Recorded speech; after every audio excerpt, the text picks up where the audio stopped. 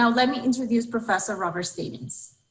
Robert Stavins is the A.J. Mayer Professor of Energy and Economic Development at the Harvard Kennedy School, Director of the Harvard Environmental Economics Program, Director of Graduate Studies for the doctoral programs in Public Policy and Political Economy and Government, Co-Chair of the Harvard Business School, Kennedy School Joint Degree Programs, and Director of the Harvard Project on Climate Agreements. He is also the Faculty Chair of the Harvard Kennedy School Executive Education Program, Climate Change Policy. He is a University Fellow of Resources for the Future, a Research Associate of the National Bureau of Economic Research, co-editor of the Review of Environmental Economics and Policy, and a member of the Board of Directors of Resources for the Future. He's an elected Fellow of the Association of Environmental and Resource Economists. He has been a consultant to the several administrations, members of Congress, environmental advocacy groups, the World Bank, the United Nations, state and national governments, and private foundations and firms. Professor Robert Stavins, thank you so much for joining us today. Over to you.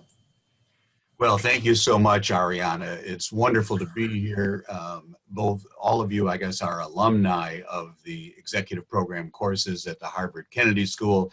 Perhaps some of you I've met in the past. Others I hope to meet in the future. So let me next share my slides with you, which will take me just a moment. So you've already heard how you can ask questions as we go. I mean, you know, this is not for me to talk, it's for you to hear.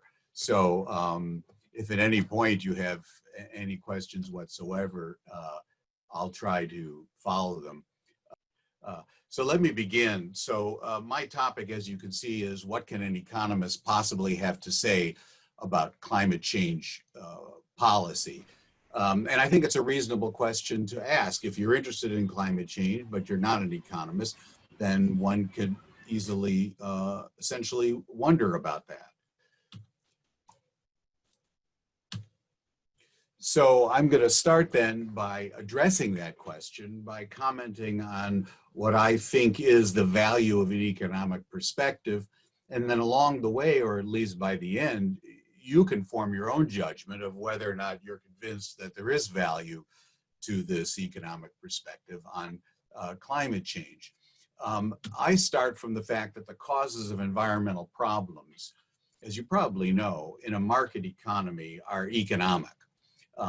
They are essentially the unintended side effects of fundamentally meritorious activities by companies when they produce goods and services that you and I want, and sometimes are the consequences of consumers, unintended, when they're using those goods and services. Those are external to the decision-making, those impacts of both producers and consumers, and so of course these are referred to as externalities. There's the other side of the ledger, which is also important. The consequences of environmental problems have important economic dimensions. So surely, if the causes are economic and the consequences have economic dimensions, that in economic perspective ought to be useful. In fact, I would say that it's essential for a full understanding of environmental problems. But here we are, you know, at the Harvard Kennedy School, not off in the Faculty of Arts and Sciences in the economics department at Harvard. So the full understanding is not just for understanding's sake. The reason we care about that full understanding is that that can be exceptionally helpful for the design of solutions that will be effective, by which I mean they actually reduce emissions, pollutant emissions, rather than just demonizing the bad guys. Economically sensible, by which I mean in economic terms, they're cost effective. That is, when we're sacrificing as little as possible of other things we care about, in addition to environmental quality. You care and I care about the price of food, the price of fuel, health care, education, a variety of other things. And finally, that therefore they might be more likely to be politically pragmatic. Now, this kind of economic thinking is, I will suggest to you, particularly important for the formulation of effective, sensible, and politically feasible climate change policies. And I say this for two general reasons, both of which come from the basic science of climate change. And each of these are going to take us from the science to the economics and then to the geopolitics and the policy of climate change. So the first one, which is spatial, is that greenhouse gases mix in the atmosphere. Now, they don't mix perfectly, but close enough to that.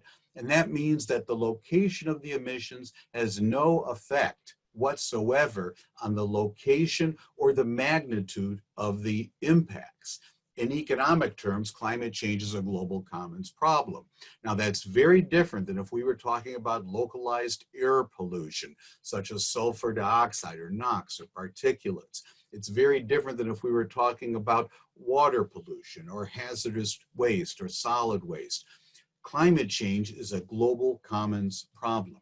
And that means something very important economically, namely that any jurisdiction that takes action will incur the costs of taking action. And what are those costs going to be? Well, those are the costs basically of moving from reliance on coal to petroleum and natural gas, to renewables and possibly nuclear power for electricity generation, also moving to higher levels of energy efficiency.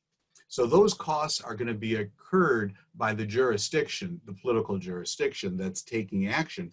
But because it's a global commons problem, the climate benefits are going to be distributed globally. And that means that for virtually any jurisdiction in the world, whether it's a country such as Korea, a region such as Europe, or a subnational area such as California, that for virtually any jurisdiction, the climate benefits it reaps for its actions will be less than the costs that it incurs, despite the fact that the global benefits of its actions may be greater, possibly much greater than the global costs. And that presents a classic free rider problem. It is in the interest of each jurisdiction to not take action, but to benefit from the actions of others. And that's why international, although as I will argue, not necessarily global, but international cooperation is essential. Now, there's also a temporal dimension of the science that again takes us to economics and to politics and policy. And that is the greenhouse gases accumulate in the atmosphere. So the half-life of carbon dioxide in the atmosphere is on the order of 100 years. And the damages are a function of the stock, not the flow. So in other words, it's as if we have a bathtub. The water is coming out of the faucet. Those are the emissions. We have an extremely slow drain. And so the level of water in the bathtub is constantly increasing. That's the stock. And it's the stock of greenhouse gases in the atmosphere that cause climate change. Now, if CO2 emissions begin falling tomorrow by even a dramatic amount, such as 5% per year, and yes, that would be a significant dramatic amount, the rate of warming will not begin to change in a way that would even be detectable until well after 20 years.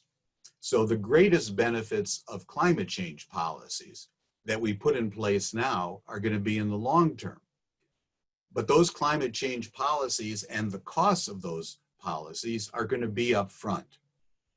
That temporal asymmetry itself presents a huge political challenge in representative democracies, because it's a situation where we have upfront costs and delayed benefits. So for those of you who are, for example, in the United States or observing the United States, and you maybe watched the Democratic convention last night on the internet or on television where Mr. Biden was nominated, When they talked about policies he wanted to put in place, he never said, oh, this is going to be big costs on all of you now, and oh, the benefits are going to be way off in the future. That's the political incentive in democracies is to give benefits to the voters now and to place the costs on future generations. The climate problem is asking politicians to do precisely the opposite.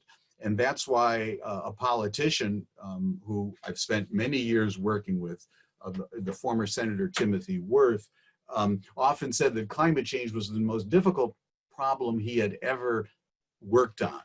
And it's because of these two factors, the combination of the global commons nature of the problem, plus the intertemporal asymmetry.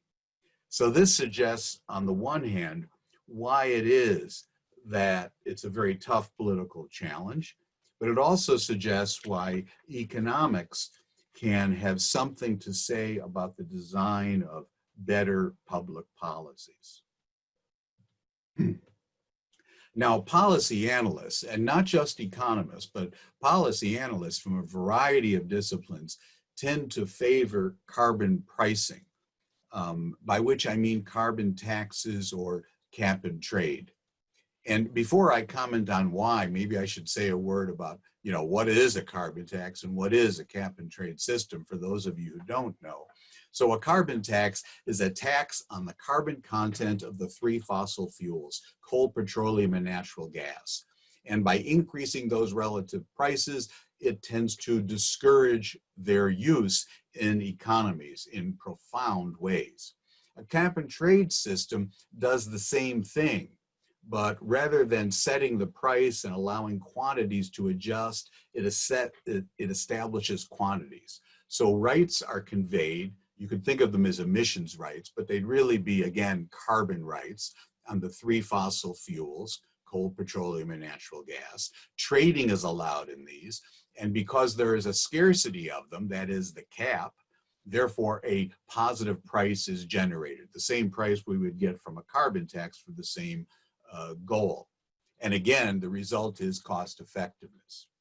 So policy analysts tend to favor these. So let me be more explicit now about why it is that they favor them. The first is that no other feasible approach can provide meaningful emission reductions. Now, what do I mean by this? Well, the official US target, for example, the official one obviously will not be achieved under current policy. The official US target is on the order of an 80% reduction of emissions by the year 2050. It's inconceivable to achieve that through normal means. Now, why is that? Because when we're talking about greenhouse gases, and let's in fact just focus on carbon dioxide, we're not talking about just electricity generators who use fossil fuels. We're talking about all manufacturers, all of industry, all commercial facilities, all residences, all motor vehicles, all cars, trucks, buses, trains, every home, every apartment, every backyard barbecue grill and lawnmower. It is absolutely inconceivable that we could establish technology standards or performance standards and monitor the emissions from hundreds upon hundreds of millions of different sources. What a carbon price does is it sends signals throughout the economy that affects those hundreds upon hundreds of millions of decisions that are made every day. And because it has the effect of providing an incentive for all sources to control at the same incremental or marginal cost, it turns out to be the least costly approach. And furthermore, for the long term, which is extremely important in the case of climate change, these market-based approaches, carbon pricing, provide incentives for carbon-friendly technological change over time. Now, having said that, even a die-hard economist such as myself might say that carbon pricing is necessary, but we would not say it's sufficient. And I'm not going to take time now to say why. Well, let me comment on one of these actually.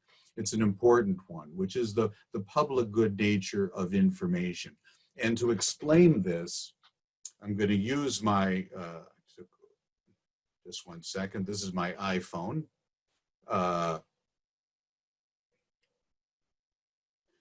Which gives me the excuse to actually show you my dog.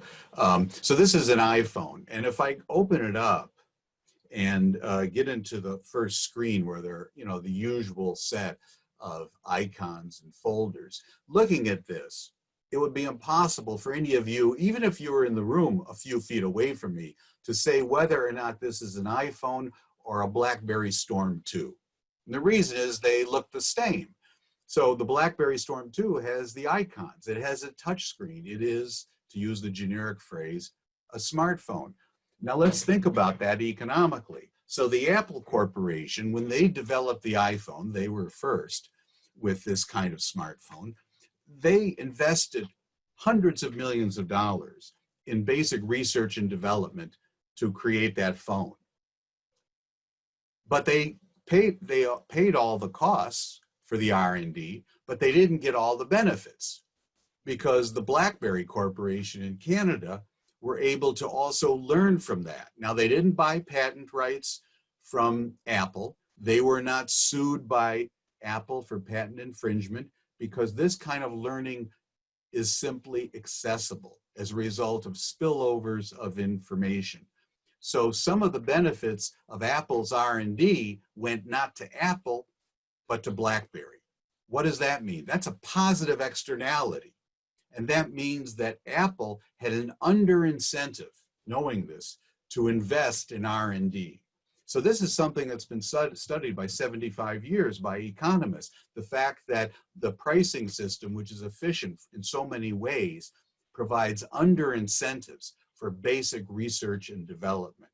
And so it's one of the reasons why carbon pricing is necessary but not sufficient. We'd also need some policies that actually focus on R&D, which we can talk about later if there's any interest.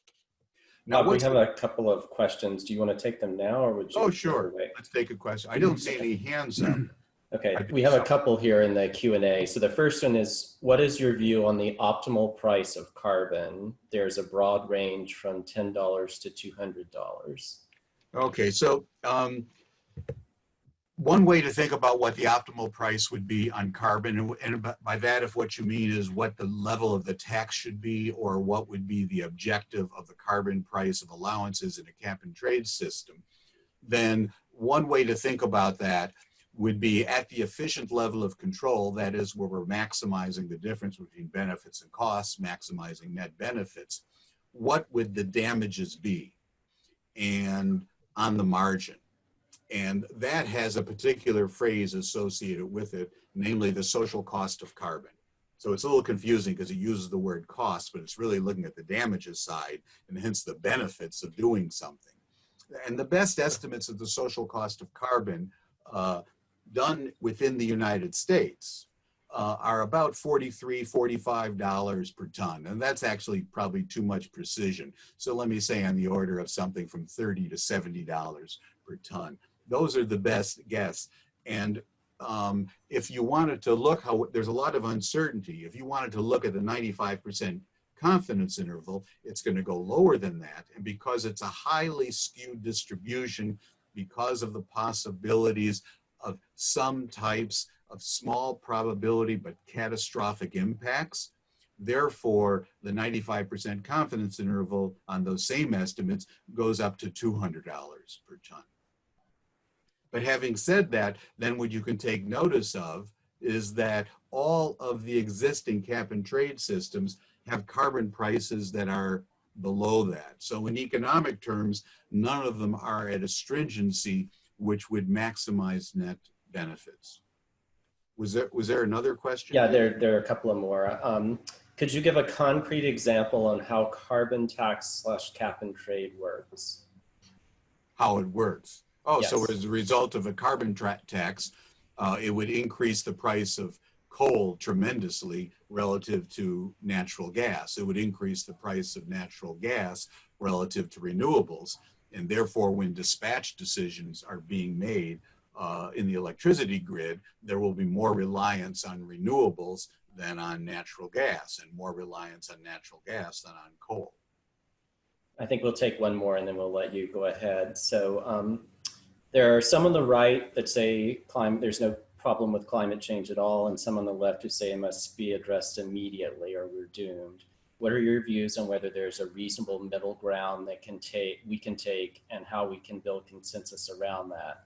Also, considering it's a worldwide problem, how do we get China, India, and others on board with solutions? So in terms of how getting other countries on board on the international dimensions, I'm going to leave that because I'm going to get to that. And you know, the scientific consensus, like an intergovernmental panel on climate change, is that climate change is real. It's going to get more serious in the future than it is now. And I think in terms of a moderate perspective on this, which is the one that I think is reasonable both from an economic perspective, but is also scientifically accurate, is essentially what I'm presenting. Now, having said that, you know, I'll confess that no matter who is making a presentation to you, if you ask them that question, they would say that they're providing the moderate perspective, I suppose. And that's probably true if they're a climate denialist, or if they're some of the progressives in the House of Representatives who are much more alarmist than I am about this. So these are the cap and trade systems that exist in the world. And I've added China's. I'll say more about that in a moment.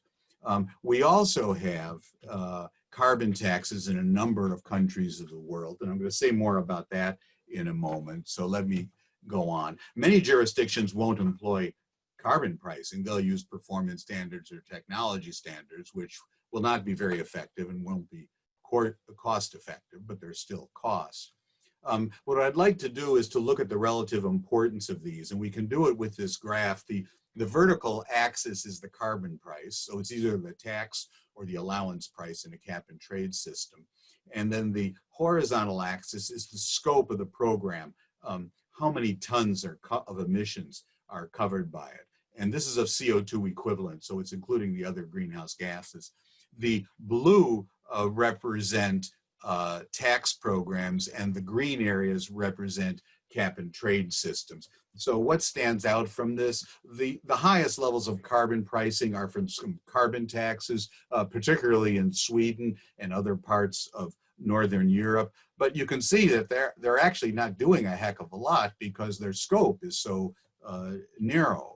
On the other hand, if you combine the scope and the stringency, which is the way I would think about a reasonable way to say what is most important, then it's going to be the area, you know, whether it's a blue rectangle or a green rectangle. And you can see there's a lot more green than there is blue in this figure. And that tells us that if you agree with this measure of what's important, multiplying stringency times scope, then in fact cap and trade systems are more important. That arrow is actually going directly to the European Union emissions trading system.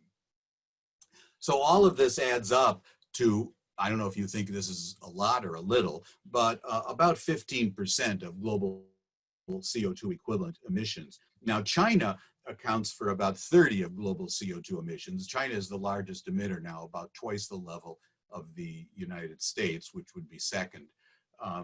And if China's national emissions trading system, which is supposed to be implemented by the end of this calendar year, if that eventually, not initially, but eventually regulates half of the country's emissions, which was the original target, then that's essentially going to be 15% of global emissions. So actually there would be a new green area at approximately the same height as this, and it would push out this whole graph to be twice the width that it currently is.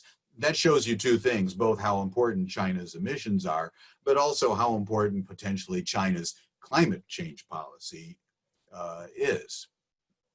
Let me skip over this for time. So what are the consequences of carbon pricing for fossil fuels? For coal, that's where the impact's going to be greatest for electricity generation because of the very high carbon content of the fuels. For natural gas, much smaller impacts because of slower carbon content. However, a carbon price could actually increase the reliance on natural gas in the short term, because even though you're putting a price on natural gas, it's an even greater price on coal, and so there's going to be some substitution. But these effects are relatively small, at least in the United States, compared to what's happened as a result of hydraulic fracturing or fracking, which has resulted in much lower cost sources of natural gas, much lower prices of natural gas. And so we've flipped from 60% coal and 40% natural gas to the opposite. And so coal is to a large degree being phased out in the United States as a result of economic realities due to technological change with natural gas. Now, the oil industry, which is very important in most countries for the transportation sector, here I would say the impacts are likely to be muted, and that's because there are limited substitutes. Yes, electric vehicles exist, but remember the electricity has to come from somewhere, and unless there's a high level of renewables in the economy, it may be coming from coal, as it would in many parts of the United States, but it's quite costly at this point. And so, in other words, it's at a higher marginal cost. So a cost-effective portfolio in the short term really targets coal and natural gas much more so than oil. Although in the long term, it's obviously important to include oil. And over time, with a carbon price, one sees that as being predicted to happen. So a carbon price is, by and large, I can just say it quite simply, I just want to move my participant list out of the way. A carbon price is, by and large, bad news for coal, even in the short term, mixed for natural gas, possibly muted for oil, but good news for renewables, possibly for nuclear, depending upon political factors about siting. But in other sectors, what are the impacts? Because the energy sector is only one, and it's a minority in almost all countries, with the exception of the Middle East. The energy sector is a minority of the economy, not a majority of economic activity. So in other sectors, climate policies and carbon pricing will increase energy costs.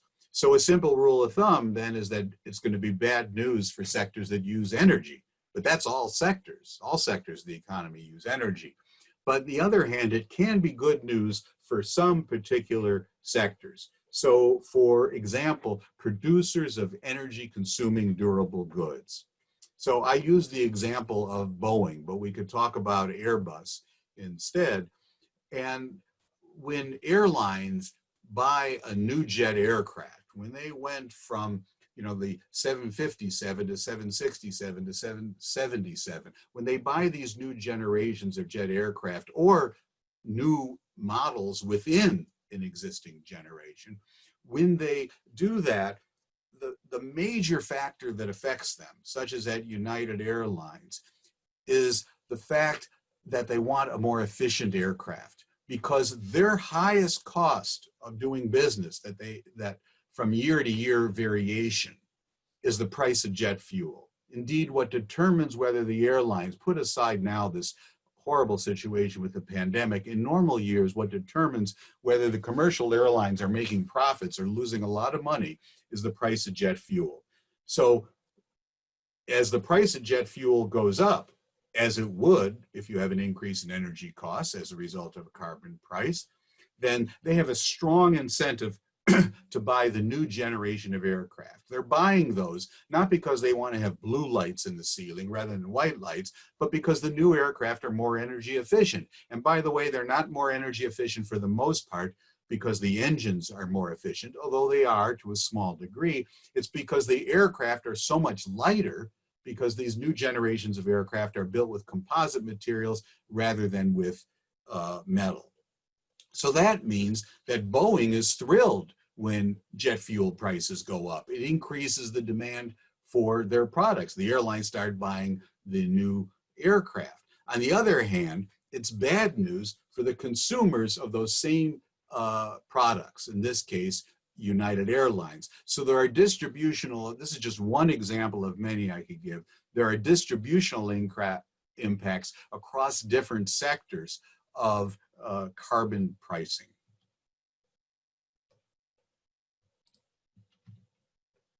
So I want to remind us before we wrap up that this is a global commons problem, and so international cooperation is really necessary. But before I do that, let me pause again and see if there are more questions before I talk about international climate policy. Hey, we do have a couple of questions. The first one, surely even in non-representative democracies, ruling elites have a huge incentive to deliver economic growth and keep prices down for their populations. Think China, for instance. Could you address? I'm sorry, I didn't hear the very first sentence of that. Can you say Surely that even in non-representative democracies, ruling elites have a huge incentive to deliver economic growth and keep prices down for their populations. Okay. No, so that's absolutely true. So if we go back to, go back to before the fall of the wall and the collapse of the former Soviet unions. So though there were economic pressures in capitalist economies, as I described, to not take account of environmental problems and to put off some of these issues to later, the incentives within the former Soviet Union and the former satellite countries was even greater. And that's why environmental pollution was much worse in the socialist economies than it was in the capitalist economies at that time. So there are different explanations, but given the fact that now all but a handful of economies in the world are purely capitalist or have substantial market-based sectors, as China does, it's obviously a mixed economy.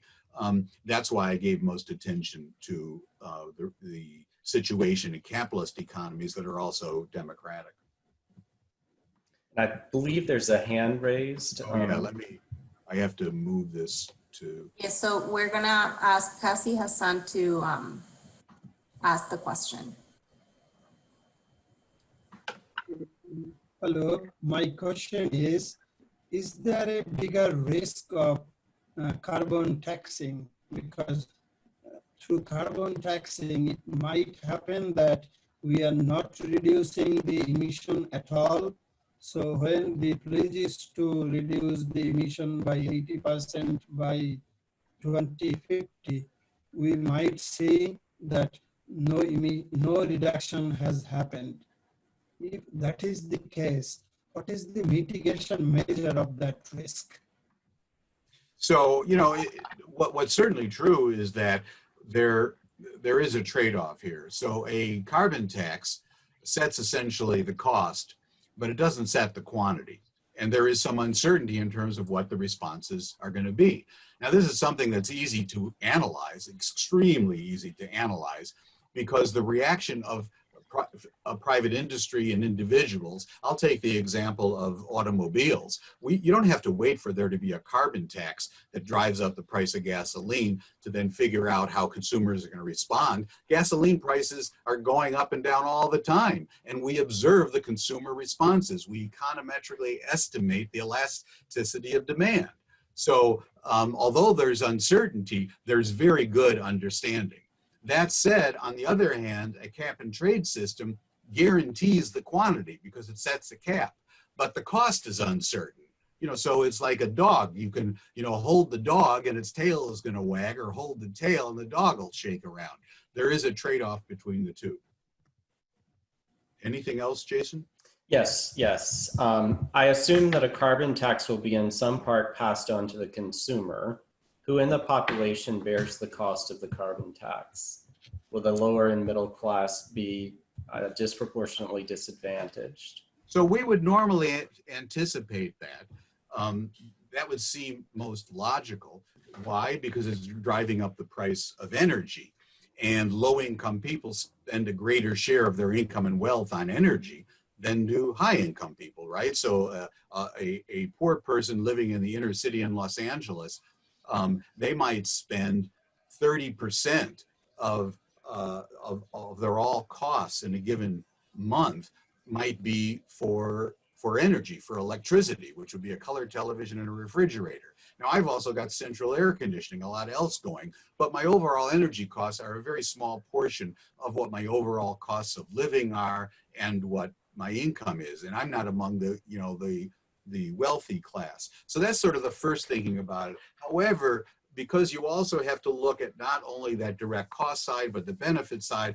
The best economic analysis now says that energy taxes are either much less regressive or than we thought previously, or not regressive.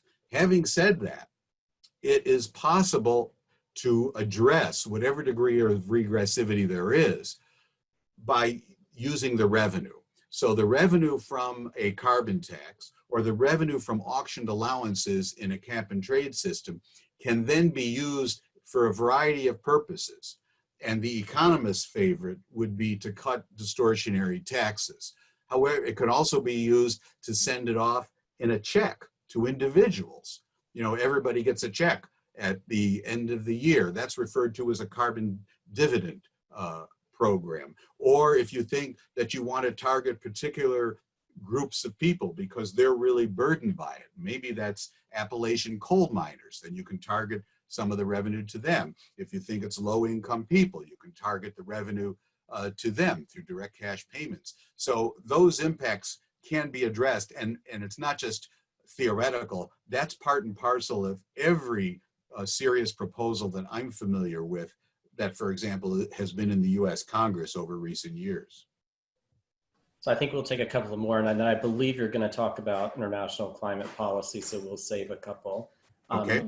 The next one, if we have a carbon tax, where is the money from the tax going? Oh, so with a carbon tax, the money is going from the private sector to the public sector. And then, as I was just saying, that can be used for a variety of purposes. Usually we think of these as being revenue neutral. In other words, taking all of that money and sending it back to the private sector through one of the ways that I just discussed. I think the last one for now, what would be the economic impact of carbon tax on least developed countries? So the reason, well, let me put that off until I get to the international, because I'm going to essentially argue we should leave least developed countries alone. Okay, so I think we'll stop with questions and let you move forward. Okay, if you don't now mind. I'm assuming, if Ariana is still on here, I'm assuming that because we're taking these questions as we go, Jason's doing a great job. Therefore, rather than trying to stop now with 20 minutes left, which I can do if you like, I should go on and talk about international cooperation and then pause for questions and just use up the time in that way. Is that? Yeah, I think that's a good plan, Rob. Yeah, okay, so let's do that. So Jason, again, anytime that questions are coming in that you want me to address, just let me know. And I can't actually see the hands up because I need to see the slides, so. Okay, we'll alert you, no problem. Yeah. So I'm going to go directly to the Paris Climate Agreement. That's the standing international policy that exists currently for climate change. It was enacted in December of 2015. There's good news and bad news, as there typically is about anything in the real world and in the policy world. The good news is that it's a landmark climate accord. It really is a dramatic departure from the previous 20 years of negotiation. And it provides what I would say is a broad foundation for meaningful future progress due to the fact of very greatly expanded scope of who's participating. And for that reason, my view is that this approach can be a key step towards reducing the threat of climate change. But you'll notice that I put can be in italics, because that doesn't mean it will be, but it can be. And the reason I say that is that we're not going to know for decades whether or not it's successful. There are two necessary conditions for success. One of them has been met, and that is adequate scope of participation. So the second commitment period of the Kyoto Protocol includes countries that are responsible for 14% of global emissions. That's the European Union and New Zealand. So the United States did not ratify, Russia dropped out, Japan dropped out, Canada dropped out, Australia dropped out. Even if none of those countries had dropped out, the Kyoto Protocol would have covered much less than half of global emissions. On the other hand, the countries that have ratified and are participating with meaningful emissions reductions pledges under the Paris Agreement are countries that account for 97% of global emissions. Now, if the United States drops out, which it has pledged to do in November of this year, then that 97% drops to 85%, which is still, a pretty big improvement. Now, having said that, in terms of this question that came up about the least developed countries, let's keep in mind that 20 to 25 countries and regions, I'm counting the EU as one, account for 90% of global emissions. So it's important that the industrialized countries participate, the OECD, the wealthy countries of the world, Europe, the United States, Canada, etc. It's also important that the large emerging economies participate, China, India, Brazil, Korea, South Africa, Mexico, Indonesia. But countries mired in poverty in sub-Saharan Africa, small island states, these have trivial emissions. And therefore, there's no reason for those countries to take on stringent targets. And so that's my response to that in terms of participating in carbon pricing. They simply do not need to. A tremendous amount can be accomplished without them. And in terms of distributional equity or ethics, however you choose to think about it, that makes sense. Now, that's one necessary condition, adequate scope of participation. The other one is adequate ambition of the individual policies. Plus, of course, they're being successfully implemented. So in saying that, then, we have to recognize that it really turns not in the international agreement, but to the policies that are undertaken by the individual parties to the agreement in what are about 187 different countries. So with that, I'm going to turn to conclude by saying a little bit about the situation in the United States. And I can do it in two ways. One is to talk about US domestic climate change policy, which is a rather depressing topic. But because so many of you are from other countries, we have a very international audience today. What I'm going to do is I'm going to flip to the US position on international climate change policy instead. So I'm just going to skip through this. It's all very unpleasant anyway. And let's turn to international climate change policy. So in May of 2016, before the election, President Donald Trump said, I will cancel the Paris Agreement and stop all payments of US tax dollars to UN global warming programs. Of course, he can't cancel the Paris Agreement. Presumably what he meant was that he would withdraw the US from the Paris Agreement, which the administration can do. And the second he's done, he has stopped payments of US tax dollars to UN global warming programs. Now, interestingly, a consequence of the Trump presidency for international climate change policy has actually been quite positive, because were it not for the Trump administration, in particular for fear of the Trump administration, the Paris Agreement would not have come into force. So, let me blank this for a second and just explain it to you. So the Kyoto Protocol and the Paris Agreement have the same provision in them. They come into force when 55% of parties to the agreement, countries, that represent at least 55% of global emissions, have ratified the agreement. In the case of the Kyoto Protocol, that took fully 7 years to achieve. So when the Paris Agreement was signed in 2015, the assumption was, well, it could take up to 7 years. Maybe it'll take only 5 years. But something happened as we were leading up to that. And what happened was that countries around the world, and including in the US, the Obama administration, recognized that Mr. Trump might be elected president, and he had pledged to pull the US out of the Paris Agreement. And before it's come into force, he could. But the Paris Agreement has a very important provision in it. it says that once it's come into force, only when it's come into force, that 55%, that then it essentially requires a period of 4 years before any country can actually withdraw. So what happened?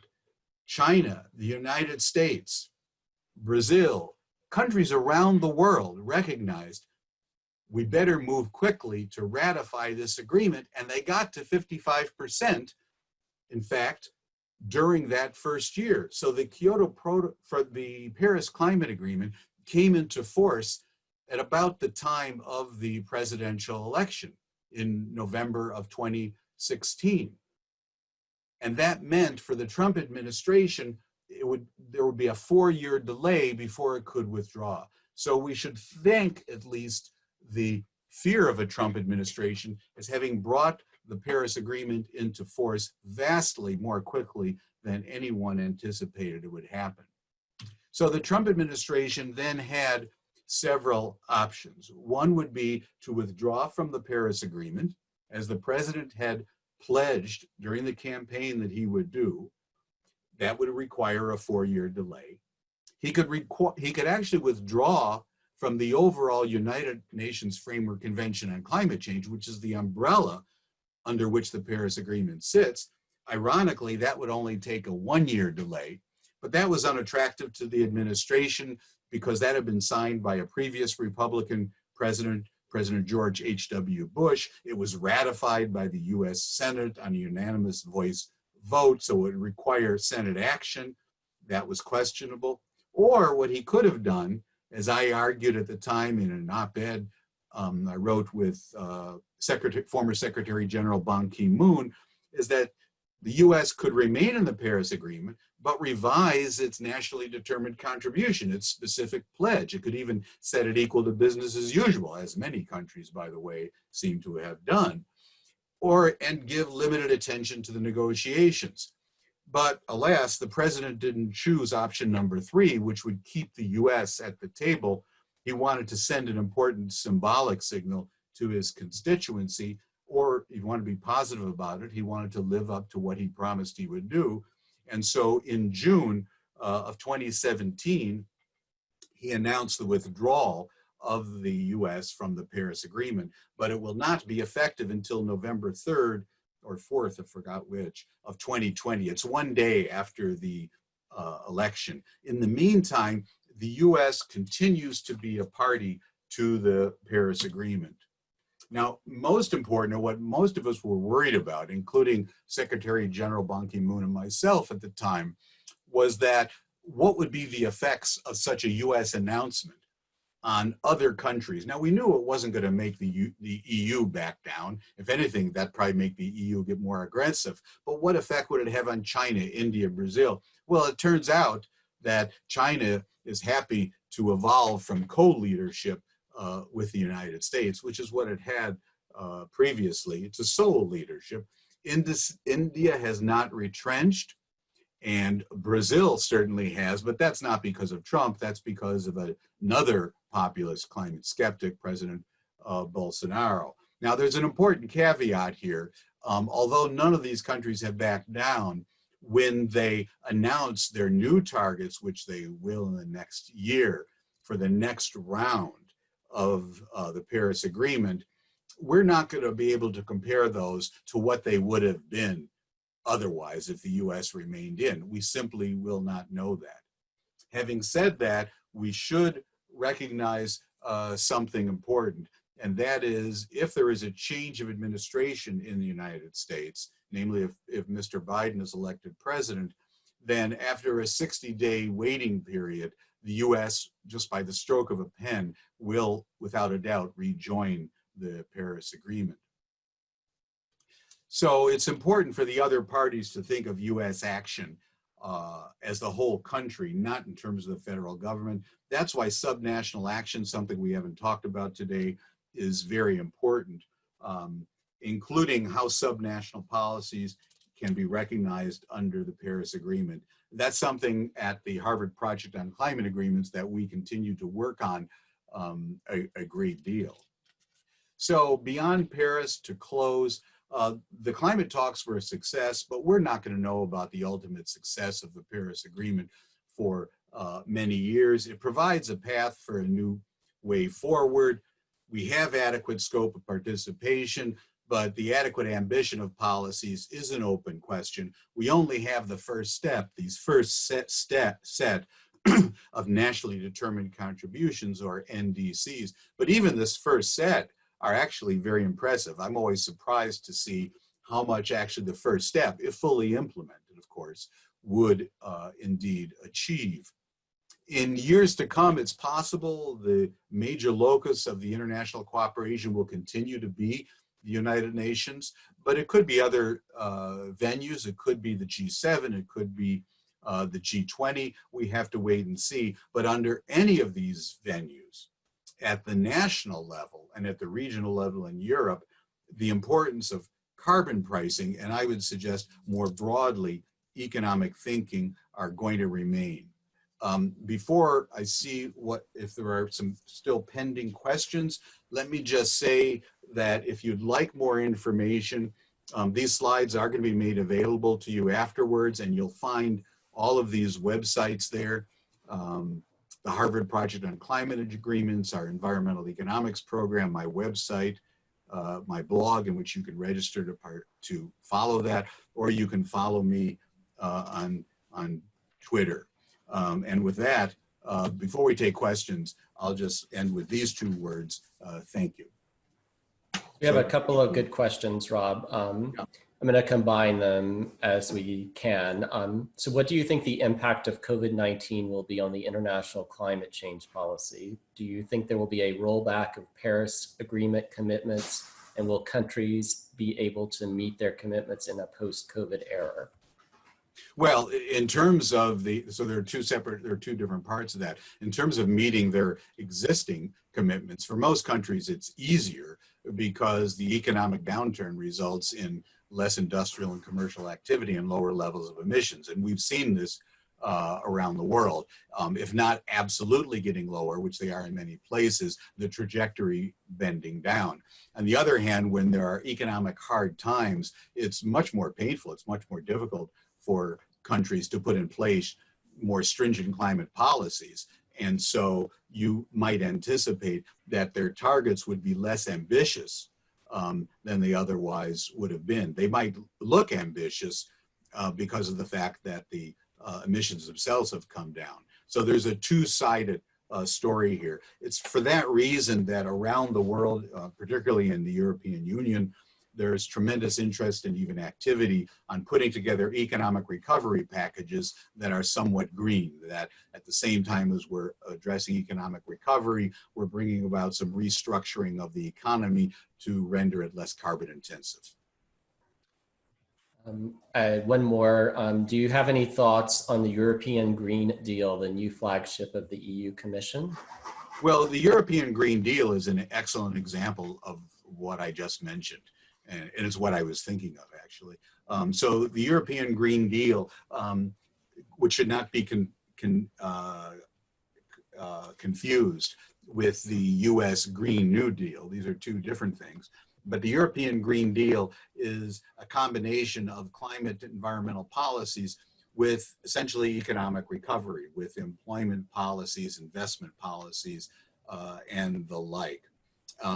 And what I would urge you to do, anyone who's interested in that, is, for example, go to the website of the Harvard Environmental Economics program and the Project on Climate Change, and you'll see recent presentations, both listings of podcasts and of webinars that we've done, including one we did this morning with Rachel Kite, which addressed that very question in great detail. So what policies do you think will be most effective for developing countries, particularly sub-Saharan Africa, if, as you said, carbon pricing may not be necessary or effective there? Oh, so I meant something broader than not adopting carbon pricing. I think sub-Saharan African countries, with the exception of South Africa, sub-Saharan African countries really need not take on significant targets. On the margin, when there are new investments being made, whether those are coming from one of the windows, one of the loan windows at the World Bank or from the IMF or for other reasons, bending those in the direction of less carbon intensity would surely make sense. But I don't agree with anyone who would suggest that those economies ought to take on stringent costs of reducing emissions at this time. They need to worry about and should worry about an adequate food supply, adequate public health, even pre-COVID and post-COVID, before worrying about the emissions that are actually trivial from those countries.